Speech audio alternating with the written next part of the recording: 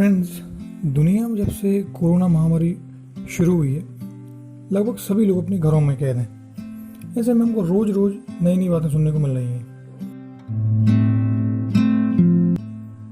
इसमें से जो शब्द हमको सर्वाधिक सुनाई दे रहा है वो है प्लाज्मा। आपने plasma therapy, plasma bank, plasma donation जैसे शब्दों में प्लाज्मा को सुना होगा। तो ये क्या है ये प्लाज्मा, और प्लाज्मा थेरेपी क्या है? तो आज हम इसे ही एग्जाम्पल और क्लासिफिकेशन से समझने की कोशिश करेंगे। तो चलिए दोस्तों समझते हैं। तो सबसे पहले हम समझते हैं कि प्लाज्मा है क्या।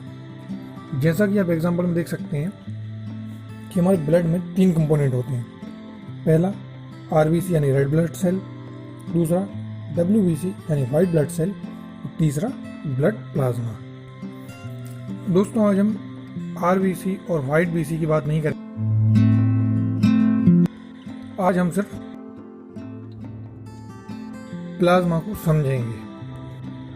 तो जैसा कि आप देख रहे हैं, प्लाज्मा और ब्लड सेल्स के यदि हम वॉल्यूम देखें या आयतन देखें तो ब्लड में अकेला प्लाज्मा 55 to 60% होता है और अदर ब्लड सेल्स होती हैं 40 to 45%।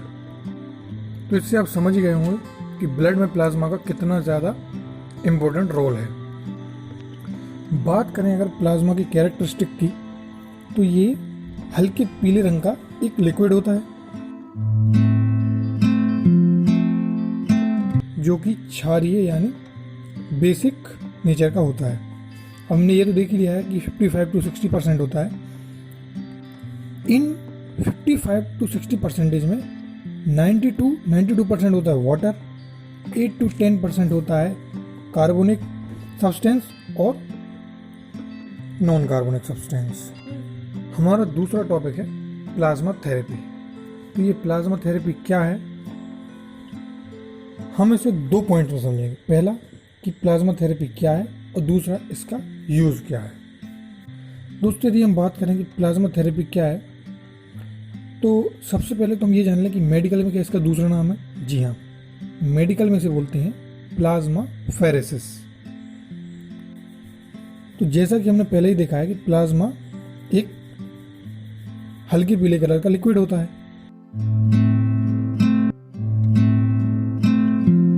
तो सबसे पहले क्या करते हैं कि इस लिक्विड को ब्लड से या ब्लड सेल से अलग करते हैं, और यदि किसी भी व्यक्ति की प्लाज्मा में कोई ऐसा अनहेल्दी टिश्यू मिलता है जो कि किसी डिसीज का कारण हो सकता है, किसी रोग का कारण हो सकता है, तो इसका हमको समय रहते पता चल जाता है और इसका हम इलाज कर सकते हैं। तो ये इसका एक बेनिफिट है। दूसरा हम समझते हैं इसका यूज क्या है। पहला हम याद बात करें तो इसका यूज होता है संक्रमण का पता लगाने में, यानी किसी भी इन्फेक्शन को डिटेक्ट करने के लिए। सबसे पहले हम ये समझते हैं कि ये संक्रमण क्या होता है। तो दोस्तों जैसे हमने देखा होगा कि छींक, खांसी, बलगम, या किसी एक व्यक्ति से दूसरे व्यक्ति या किसी जानवर से किसी व्यक्ति, जैसे आपने कोरोना के केस में देखा है, जब कोई बीमारी फैलती है तो उसे ये क्या बोलते हैं, संक्रमण यानी इन्फेक्शन। तो प्लाज्मा में हमको संक्रमण का पता चल जाता है। इसका दूसरा यूज है जब कोई डोनर पार्ट डोनेट करे और उसका वो पार्ट सही से काम ना कर रहा हो, जब कोई डोनर पार्ट सही तरीके से वर्क ना कर रहा हो। दोस्तों आप कई बार सुनते रहते होंगे, आपके आसपास भी आपने कई बार सुना होगा कि कई बार हमारे ऑर्गन ट्रांसप्लांट किए जाते हैं, यानी अंग प्रत्यारोपण किया जाता है, तो वो सही से काम नहीं करते हैं या फिट नहीं होते हैं। तो उस केस में भी प्लाज्मा थेरेपी आपकी यूज़फुल होती है।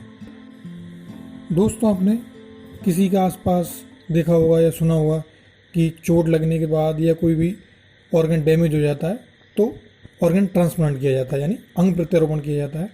तो उस केस में भी यदि वो डोनर पार्ट सही से काम ना कर रहा हो तो प्लाज्मा थेरेपी के यूज़ से हम उसे समझ सकते हैं और डिटेक्ट कर सकते हैं कि वो काम कर रहा है या नहीं कर रहा है।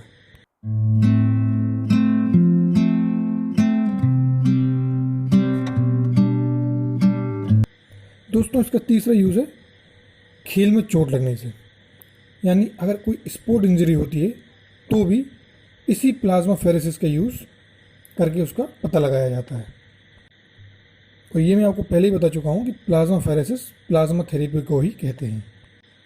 तो दोस्तों आप समझ ही गए होंगे कि प्लाज्मा का कितना ज़्यादा इम्पोर्टेंट रोल है। और दोस्तों इसकी सबसे खास विशेषता ये है कि इसे अभी तक आर्टिफिशियली नहीं बनाया जा सका है, मतलब इसको आप सिर्फ ब्लड से ही एक्सट्रैक्ट कर सकते हैं, इसलिए इसका इम्पोर्टेंस और भी बहुत ज़्यादा हो जाता है। आई होप दोस्तों कि आपको ये वीडियो पसंद आया होगा, और अगर आपको वीडियो अच्छा लगा हो तो प्लीज़ इसे लाइक, कमेंट, सब्सक्राइब करें और अपना पॉइंट ऑफ व्यू ज़रूर बताएं। Thank you.